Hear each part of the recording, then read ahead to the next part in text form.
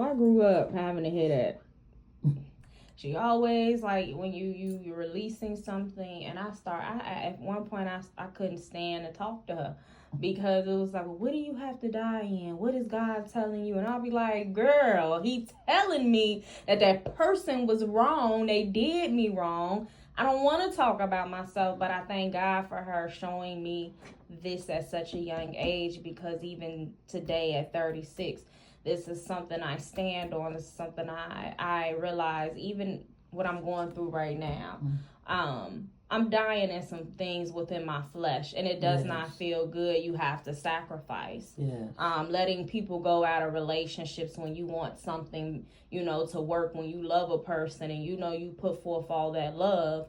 And like you said, in your marriage, there were some things that, hey, you had to die in. You could have walked away. You could have said to hell with you, F you, all those things. But you decided to forgive, love, step outside of wife and be a sister in Christ.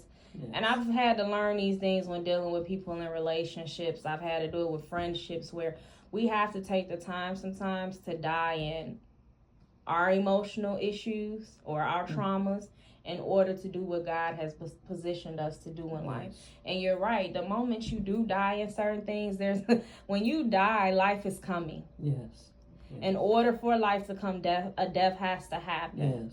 And so birthing the podcast, birthing the business, all this came from pain, hurt, dying in something. Okay? And so, we hate the pain. We don't like it.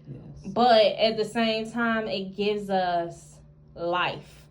It gives us purpose. And I'm going to say this too. When we put things before what God told us to do, when we idolize something, He'll make you go through the pain. He'll allow that hurt to hurt you, because sometimes He needs to get your attention.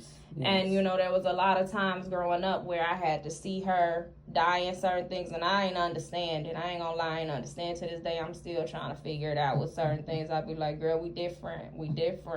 But I got my mama's love and my daddy's street gangster in me too. So you see my shirt half holy, half hood. And I be struggling sometimes, and God knows. I be like, Jesus, help me, because Christian won't put these holy hands on him. But nah, we got to bring it back to Jesus at times. Yes, Lord. And so just, looking back. I'm glad you mentioned that, because it reminds me, it talks about, some people, they come to the place, okay, I need to change. I need to die.